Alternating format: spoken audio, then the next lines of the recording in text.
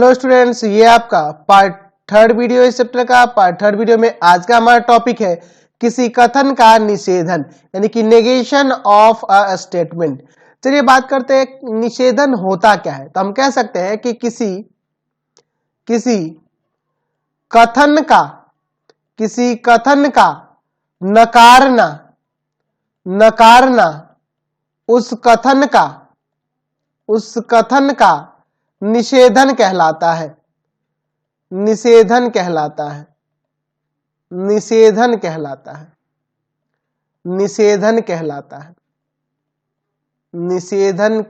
है। यानी कि अगर आपके पास कोई कथन दिया गया हो, जैसे मान लीजिए एग्जांपल में मैं लिखता हूं कि √2 एक परिमेय संख्या है। ये जाहिर सी बात है, ये आपका कथन जो दिख रहा है असत्य है। मुझे सत्य नहीं मतलब है। अगर मैं कह रहा हूं कि √2 एक परिमेय संख्या है तो इसका निषेधन क्या होगा? तो इसका निषेधन इसका जस्ट अपोजिट, इसको नकार देना है। लिख देंगे कि √2 एक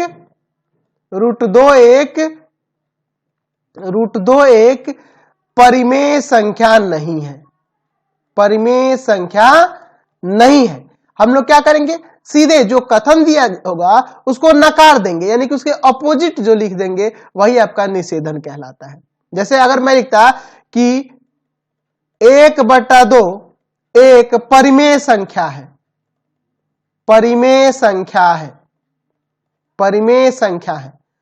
तो इसका निषेधन क्या होगा? तो इसका निषेधन इसका उल्टा लिख देंगे कि 1/2 एक परिमेय संख्या नहीं है। तो आपके पास जो कथन दिया होगा वह सत्य हो या असत्य हो, जस्ट उसका अपोजिट कर देना है। अगर वह सत्य दिया होगा, ट्रू दिया होगा, तो उसे हमें अपोजिट कर देंगे, यानी उसका फॉल्स लिख देंगे, तो वह आपका उसका निषेधन कहला जाएगा। अगर वह कथन फॉल्स दिया हो, हम उसका ट्रू लिख देंगे, तो वह उसका निषेधन कहलाएगा। तो हम लोग देखे थे पिछले वीडियोस में कि कथन को सूचित करने के लिए P, Q, R, S ऐसे संकेतों का हम लोग प्रयोग करते हैं, ठीक है। और इसका निषेधन, अगर मान लीजिए कथन आपका P है, कोई कथन P है, तो उसका निषेधन जो होगा उसे हम लोग टिल्डे P से सूचित करेंगे। ये जो सिंबल देख रहे हैं समरूप जैसा ही सिंबल है, एक्चुअल में इसको क्या पढ़ेंगे? टिल्डे पढ़ेंगे। टिल्डे TILDE टिल्डे पढ़ेंगे। टिल्डे P यानी कि कथन P का निषेधन। ये कथन P का निषेधन इस तरह से सूचित करेंगे। अगर आपका कथन कोई Q है तो उसका निषेधन क्या होगा?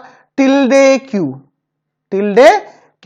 अगर यह ट्रू होगा तो यह फॉल्स हो जाएगा, यह अगर फॉल्स होगा तो ट्रू हो जाएगा। यानी जो आपके पास कथन दिया गया होगा, चाहे वो सत्य हो चाहे असत्य हो, हमें उसका अपोजिट लिख देना है, वही उसका क्या कहलाएगा? निषेधन कहलाएगा। तो निषेधन रखने के लिए, निषेधन ज्ञात करने के लिए हम तो एक प्रयोग कर सकते हैं नहीं का, है ना। हम लोग क्या करेंगे, हम लोग उचित स्थान पर नहीं का प्रयोग कर देंगे। जो आपके पास कथन दिए होंगे, देखिए यही अब मैंने कथन लिया और इसमें क्या किया, तो मुझे जहां उचित लगा उस स्थान पर मैंने नहीं का प्रयोग कर दिया। तो एक तो निषेधन लिखने का ये पहला तरीका हो जाएगा। दूसरा तरीका क्या है, यह लिख सकते हैं कि यह असत्य है कि, और उसके बाद जो आपके पास कथन दिया गया होगा, यह असत्य है कि √2 एक परिमेय संख्या है, ठीक है। दूसरा तरीका होगा, या हम ऐसे लिख सकते हैं कि यह वस्तु स्थिति नहीं है कि √2 एक परिमेय संख्या है। तो बहुत सारे तरीके हो सके, आप उसका निगेटिव चीज लिख दो ना, उसका अपोजिट लिख देना है आपको, ठीक है। अगर √2 एक परिमेय संख्या है तो मैं यहां लिख सकता हूं कि √2 एक परिमेय संख्या नहीं है। मैं यह लिख सकता हूं कि यह असत्य है कि √2 एक परिमेय संख्या है। मैं यह लिख सकता हूं कि यह वस्तु स्थिति नहीं है कि √2 एक परिमेय संख्या है। ऐसे हम लोग कई तरीके से हम लोग उसका निषेधन लिख सकते हैं। तो निषेधन का तात्पर्य आपको समझ में आ गया। आपके पास कथन सत्य दिया हो या असत्य दिया हो, उसका जस्ट अपोजिट, अगर सत्य दिया होगा तो हमें असत्य दिखाना होगा, हमें ऐसा एक कथन लिखना होगा वो, ताकि वो दिखने में जस्ट अपोजिट हो। ठीक है। अगर हमारे पास कोई सत्य कथन दिया हो तो हमें एक ऐसा कथन तैयार करना होगा जिससे उस कथन का निगेटिव या अपोजिट प्राप्त हो रहा हो। अगर कथन आपके पास गलत दिया है, सत्य दिया है, तो हमें एक ऐसा कथन तैयार करना होगा जो उसका उल्टा हो, यानी कि वह कथन सत्य लगने लगे।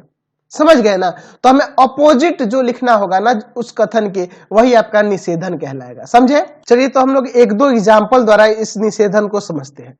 मान लीजिए आपके पास एक कथन दिया गया है, मान लीजिए आपके पास एक कथन दिया गया है, पी देकर मैं कॉलन दे देता हूं और मैं यहां पे लिखता हूं कि सभी वर्ग आयत होते हैं, आयत होते हैं, सभी वर्ग आयत होते हैं। यह आपका एक कथन दिया गया है, सत्य ही कथन है। चलिए तो मुझे इसका निषेधन लिखना है, तो मैं क्या लिखूंगा? टिल्डे पी, यानी कि ये क्या है? ये जो आपके पास कथन पी है उसी का निषेधन मैं यहां लिखता हूं। ठीक है, तो लिख सकता हूं कि सभी वर्ग आयत नहीं होते हैं, नहीं होते हैं। ठीक है, या मैं इसका निषेधन ऐसे भी लिख सकता हूं, या देखिए मैं लिख देता हूं, या ऐसे भी लिख सकता हूं कि यह सत्य नहीं है कि सभी वर्ग आयत होते हैं। देखा ना, जिसका उल्टा हमें प्राप्त हो रहा है। या हम ऐसे भी लिख सकते हैं, टिल्डे पी हम लिख सकते हैं कि कम से कम एक वर्ग ऐसा है जो आयत नहीं है। ये भी देख लो, उसका विरोधाभास प्राप्त हो रहा है, उल्टा प्राप्त हो रहा है। या हम लोग ऐसे भी लिख सकते हैं, ऐसे भी लिख सकते हैं कि यह वस्तुतः या वस्तु स्थिति नहीं है कि सभी वर्ग आयत होते हैं, आयत होते हैं। तो समझ में आ गया किस तरह से हमें किसी दिए हुए कथन का निषेधन ज्ञात करना है। जो भी दिया होगा, अगर वह कथन सत्य है तो हमें उसका अपोजिट यानी उसका विरोधाभास प्राप्त होने वाला हमें क्या करना होगा? एक कथन लिखना होगा, वही उस दिए हुए कथन का निषेधन कहलाएगा। मुझे नहीं लगता है कि निषेधन ज्ञात करने में हमें कोई दिक्कत होने वाली है। एक्सरसाइज में बहुत ही इंटरेस्टिंग एक्सरसाइज आने वाला है अगला आपका। तो इस वीडियो में मैं इतना ही रहने देता हूं।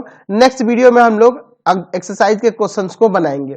ठीक है, तो आपको हमारे 3 चैनलों को सब्सक्राइब करना होगा। पहला है path finder classes Chhapra, path finder classes Chhapra. दूसरा है आपका भारती भवन रविकांत सर, भारती भवन रविकांत सर, रविकांत सर। और तीसरा चैनल है रविकांत सर के नाम से, रविकांत सर के नाम से। तीनों चैनल को सब्सक्राइब करेंगे और इससे रिलेटेड वीडियो के लिए सीधे डिस्क्रिप्शन में जाएंगे और इससे संबंधित नोट्स के लिए गूगल पे जाके सर्च करेंगे www.ravikantsir.in, ravikantsir.in, और यहां पर जाकर आप सभी क्लासेस के नोट्स और इनके पीडीएफ को डाउनलोड कर सकते हैं और पढ़ भी सकते हैं।